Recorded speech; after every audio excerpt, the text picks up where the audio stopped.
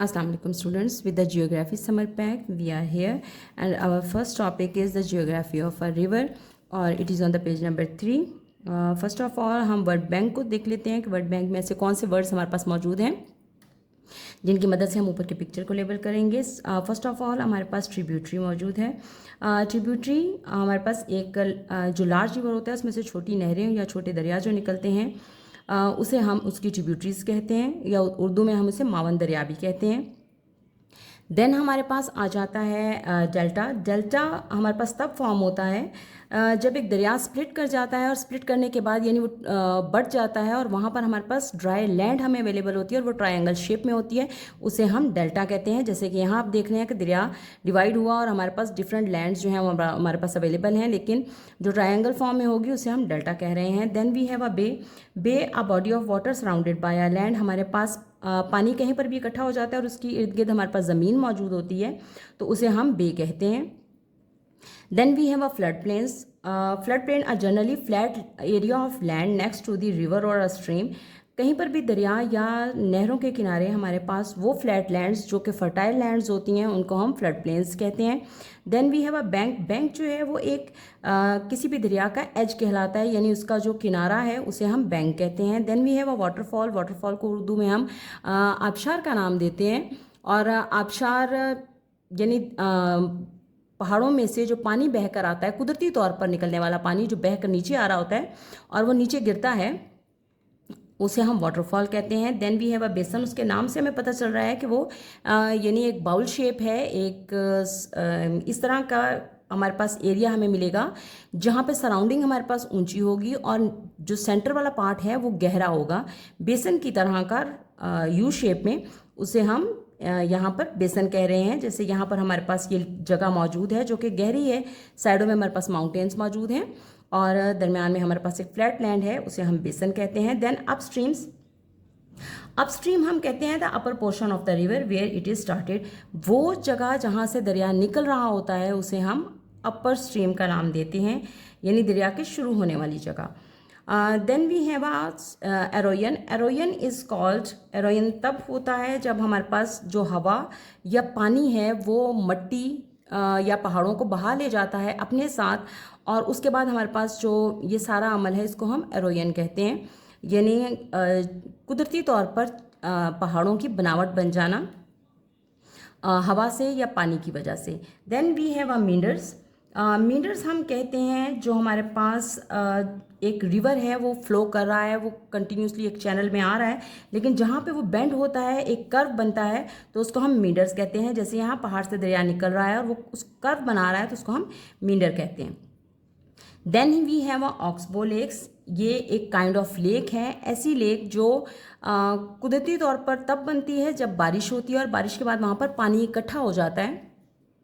उसमें किसी और दरिया का या लेक का पानी शामिल नहीं होता, सिर्फ बारिशों का पानी उसमें शामिल होता है. वो तब तक रहता है जब तक वो सारा पानी एवेपोरेट नहीं हो जाता. Then we have a downstream. The direction that the water in a river flows downhill towards the sea. जब पानी जो एक नॉर्मली फ्लो में चलता है, जैसे हमारे पास पहाड़ों में से पानी निकल रहा है और वो दरिया बना रहा है, वो जिस डायरेक्शन में आ रहा है वो हमारे पास डाउन स्ट्रीम कहलाती है, यानी उसमें कोई स्टॉप नहीं आता. Then we have a mouth. Mouth is a place where a river enters a lake और अ लार्ज रिवर. हमारे पास रिवर का जो मुंह है यानी स्टार्ट है उसे हम माउथ कहते हैं, जहाँ से पानी किसी भी दरिया या लेक में शामिल होता है. Then we have a valley. Valley हमारे पास उर्दू में हम उसे वादी कहते हैं, यानी पहाड़ों के दरमियान में वो एरिया जहाँ पे लोग रह सकते हैं और वो एक फ्लैट लैंड होती है, लो लैंड है लेकिन लो एरिया और उसकी सराउंडिंग में हमारे पास वॉल्स और हिल्स मौजूद होते हैं, उसे हम वैली कहते हैं. इस वर्ड बैंक की मदद से आप ऊपर की पूरी पिक्चर को लेबल करेंगे. नेक्स्ट पेजेस जो हैं वो आपके वो भी इस वर्ड बैंक की मदद से आप उन्हें सॉल्व कर सकते हैं.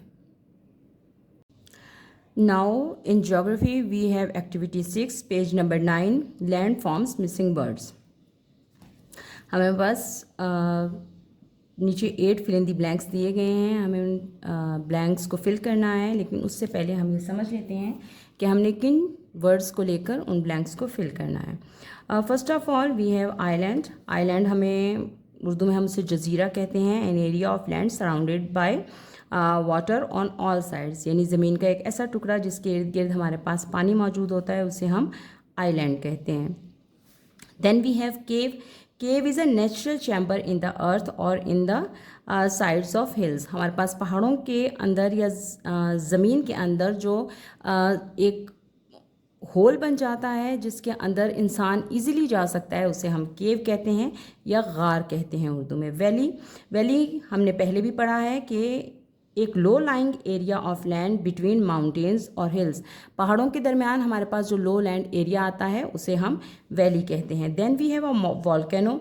वॉल्केनो हमारे पास an opening on earth crust that releases hot lava, rock and ash, यानी हमारे पास जब पहाड़ में से या ज़मीन फटती है और उसमें से हमारे पास लावा निकलता है तो उसे हम वॉल्केनो का नाम देते हैं। Then we have a cliffs. A high rock with a sudden and steep drop off is called a cliff, यानी वो चट्टानें जो ढलवान पे मौजूद होती हैं, जो स्लोप पे मौजूद होती हैं, उन्हें हम क्लिफ्स कहते हैं। Then we have hills. Hills हमारे पास पहाड़ों से छोटी पहाड़ियाँ होती हैं, उन्हें हम हिल्स का नाम देते हैं। Hills is a rounded raised area of land that is smaller than a mountain.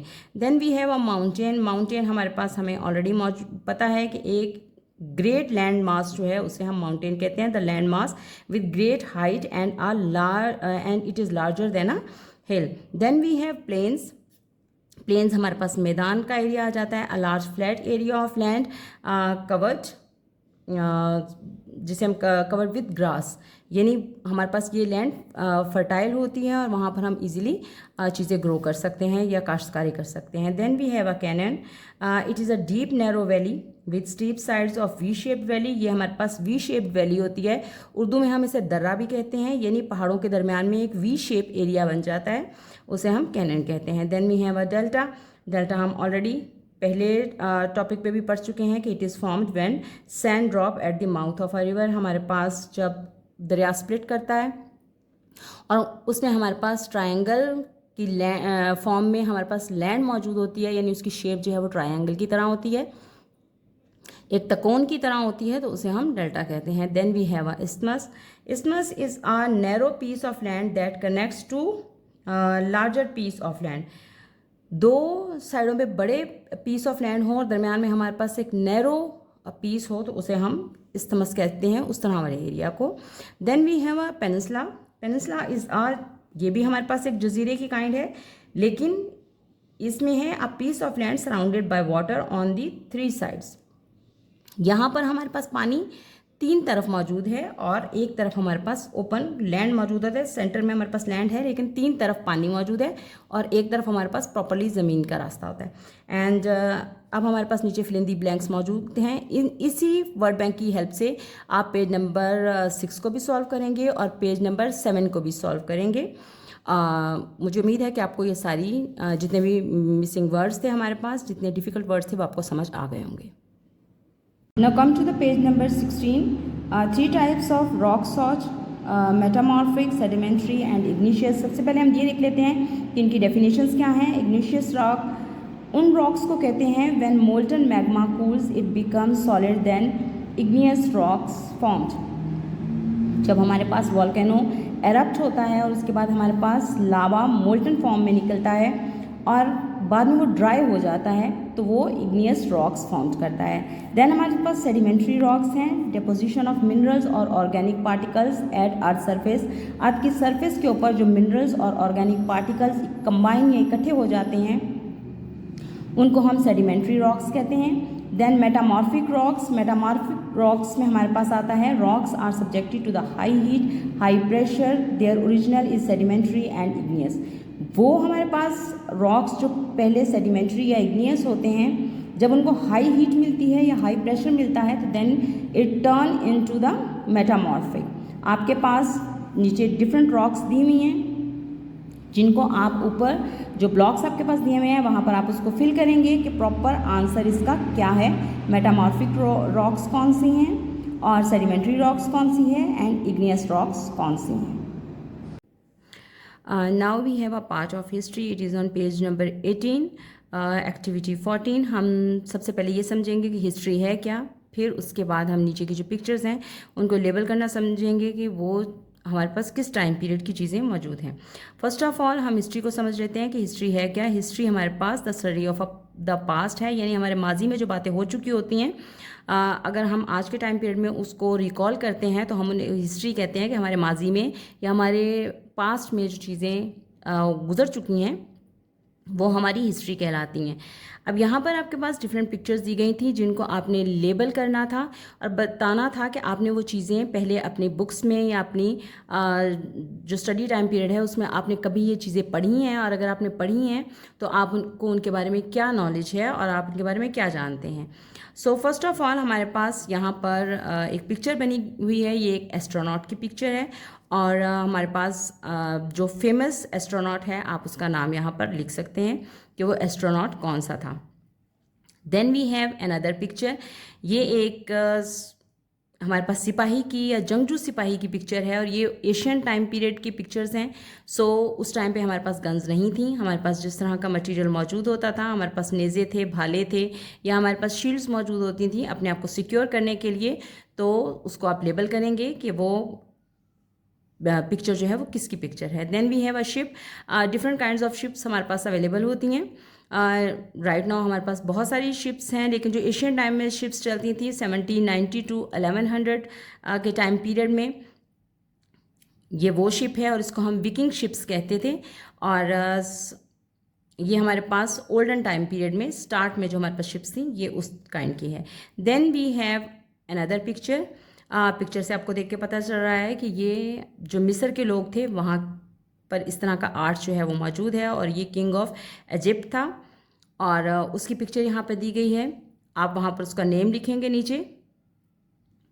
And then we have another picture, ये एक फीमेल की पिक्चर है जो हमारे पास उस टाइम पीरियड में या जो एशियन टाइम पीरियड में हमारे पास जो ड्रेस कोड चलते थे या जो उस टाइम पे ड्रेस था, ये एशियन एक फ़ीमेल ड्रेस है और एक फ़ीमेल को रिप्रेजेंट कर रहे हैं कि ये उस टाइम की पिक्चर है। Then we have another picture of a soldier, और ये वर्ल्ड वॉर 1 की पिक्चर है। वर्ल्ड वॉर 1 के टाइम पीरियड में जो हमारे पास ब्रिटिश सोल्जर्स थे वो किस तरह के कॉस्ट्यूम्स पहना करते थे, या उस टाइम पर हमारे पास कौन कौन सी इक्विपमेंट्स मौजूद थी। ये तमाम चीज़ें हमारी हिस्ट्री से बिलोंग करती हैं। अगर ये चीज़ें आपने अपने प्राइमरी स्कूल में ऑलरेडी पढ़ी हुई हैं तो आप उसके आगे मेंशन करेंगे कि हमने ये चीज़ें पढ़ी हैं, और आप उनको टिक करेंगे, ठीक है, इनका करेक्ट नेम लिखेंगे, और उसके आगे आप इवेंट भी लिख सकते हैं पिक्चर के सामने कि ये किस टाइम पीरियड की पिक्चर है। Now we have another topic, what is chronology. It is page number 19 and activity number 15। So सबसे पहले हमारे लिए ये समझ लेना ज़रूरी है कि हम क्रोनोलॉजी कहते किसको हैं। It is an arrangement of events and dates in order to their occurrence. जिस तरतीब से हमारे पास चीज़ें होती हैं हम उसी तरतीब से चीज़ों को लिखते हैं। जिस तरह हम जब बच्चे होते हैं, हम पैदा होते हैं, पैदा होने के बाद हम अगर हम 2000 में पैदा हुए, 2004 में हमने स्कूल ज्वाइन किया, तो हम उसी तरतीब से चीज़ों को याद रखते हैं। इसी तरह रेगुलर रूटीन में आप जब स्कूल के लिए तैयार होते हैं तो आप उसी तरतीब से चीज़ों को लिखेंगे जिस तरतीब से आप रेगुलर रूटीन में करते हैं। जिस तरह आप सुबह उठते हैं, उठ के सबसे पहले टीथ ब्रश करते हैं, देन फेस वॉश करते हैं, देन गेट रेडी होते हैं, ब्रेकफास्ट करते हैं और स्कूल के लिए आ जाते हैं। पिक्चर आपको नीचे दी गई हैं। नेक्स्ट पेज पर इसको लेबल करने का तरीका बताया गया है कि आपने वहाँ पे लेबल कैसे करना है। तो इस पेज को प्रॉपरली देख लेने के बाद नेक्स्ट पेज पर आप इस तमाम तरतीब को उसी तरतीब से लिखेंगे जैसे यहाँ पर दी गई है। इस एक्टिविटी को कर लेने के बाद सेकेंड एक्टिविटी हमारे पास पेज नंबर 20 पे मौजूद है। आपने करेक्ट क्रोनोलॉजिकल टर्म्स को उसके मीनिंग के साथ मैच करना है, ठीक है। जैसे हमारे यहाँ पर सबसे पहले हमारे पास वीक दिया गया है। वीक हमारे पास आपको पता है कि 7 डेज़ का एक वीक कहलाता है। देन वी हैव ईयर है, ईयर में हमारे पास 365 डेज़ होते हैं। देन डिकेड हमारे पास 10 ईयर्स का होता है। सेंचुरी 100 ईयर्स की होती है, और मिलेनियम 1000 ईयर्स का होता है। इस साइड पे आपको नंबर्स में चीज़ें मौजूद हैं, यानी 1000 ईयर्स, 10 ईयर्स, 365 डेज़ और 7 डेज़, 100 ईयर्स, इन सब को आपने मैच करना है। मैच द कॉलम के तौर पर आप इस एक्टिविटी को कंप्लीट करें। Then come to page number 22। हमारे पास सेंचुरीज़ आ जाती हैं। सेंचुरीज़ किसको कहते हैं? सेंचुरी हमने अभी पिछले पेज पे भी इस चीज़ को समझा कि सेंचुरी जो है वो 100 ईयर्स का जो टाइम पीरियड है उसको हम एक सेंचुरी कहते हैं। सेंचुरी हमारे पास जो पिछला पुराना टाइम पीरियड है हमारे पास AD में भी आता है और BC में भी आता है। हमारे पास हम देख लेते हैं कि हमारे पास अगर फर्स्ट सेंचुरी हम कहलाते हैं तो फर्स्ट सेंचुरी हमारे पास 100 साल का टाइम पीरियड गुजर जाता है तो हम उसे फर्स्ट सेंचुरी कहते हैं। 101 से लेकर 200 तक के टाइम पीरियड को हम सेकेंड सेंचुरी कहते हैं। 901 से 1000 तक के टाइम पीरियड को हम 10th सेंचुरी कह रहे हैं।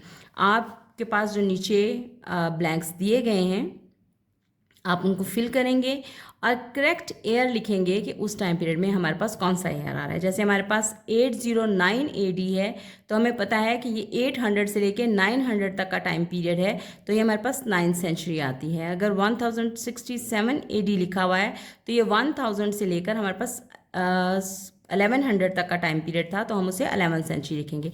इसी तरह रेस्ट ऑफ द ब्लैंक्स जो हैं वो भी आपको इसी तरह फिल करने हैं कि जो टाइम पीरियड आपको यहाँ से दिया हुआ है ये स्टार्टिंग टाइम पीरियड है, ये 1 से स्टार्ट हो रहा है तो ये 2 पे जाके एंड होगा, तो आप उसी हिसाब से इसको लिखते जाएंगे। ठीक है। और then we have extra challenge, आपको नीचे दिया गया है, उन्होंने लिखा है कि 12th सेंचुरी किस टाइम पीरियड से शुरू होती है और किस टाइम पीरियड पे एंड होती है। तो ये चीज़ जो हमने यहाँ पे समझी ये हमारे लिए ज़रूरी है कि हम इसी चीज़ को यहाँ पर इम्प्लीमेंट करेंगे कि अगर 12th सेंचुरी लिखा हुआ है तो इसका मतलब है कि 12th सेंचुरी हमारे पास 1101 से लेकर 1200 AD तक रही थी तो हमने उसको 12th सेंचुरी लिखा। अगर 15th सेंचुरी लिखा है तो इट मीन्स कि वो 1401 से स्टार्ट होकर 1500 तक रही तो हमने उसको 15th सेंचुरी लिखा। इसी तरीके से आप अपनी जितनी भी एक्टिविटी पेज नंबर 22 की है उसे कंप्लीट कर लेंगे।